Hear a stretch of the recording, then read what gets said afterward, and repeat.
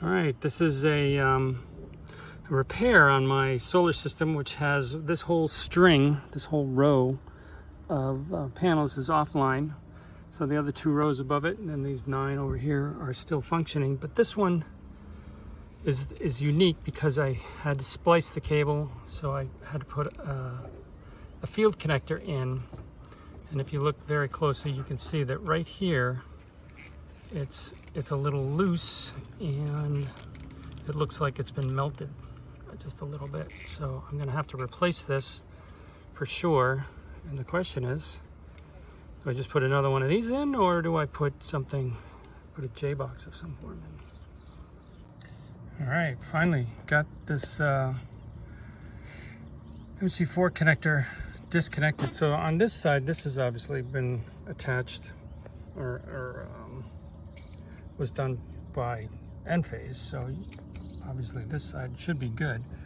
But this side obviously is the one that I did, and it would certainly be quite evident that there's been some water intrusion because it's obviously all now corroded, and then the crimp failed right where it connects into the connector.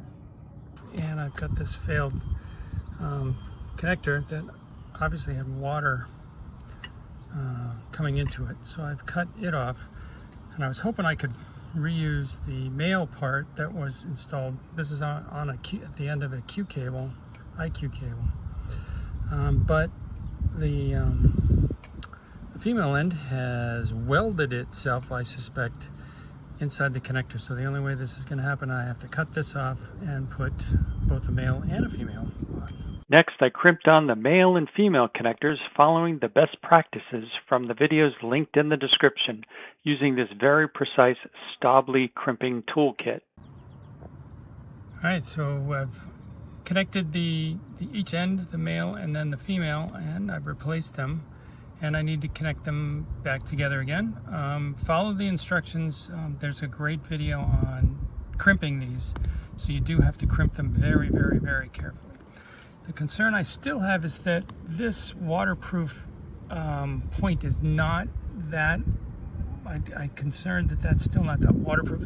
If I had a longer cable, I would definitely want to have a drip loop and go around, but instead I'm just gonna throw a couple of zip ties up here, and I'm probably gonna put a little bit of sealant down there just to really make sure that it's good. The inverters on this branch were producing small amounts of power when only a single phase of the 240 volts AC was connected. The Envoy was reporting an RSSI of only 86, whereas the IQ8s with both phases were reporting an RSSI of 106. Now my system is running with all the panels producing clean solar power, as you can see here. The key takeaway from this video is to always have a drip loop in the cable so water does not run directly into a watertight connector, as gravity will eventually win and the connector will fail. Try to have the connector horizontal with a bend in the cable, ensuring water will not run along the cable and into the connector.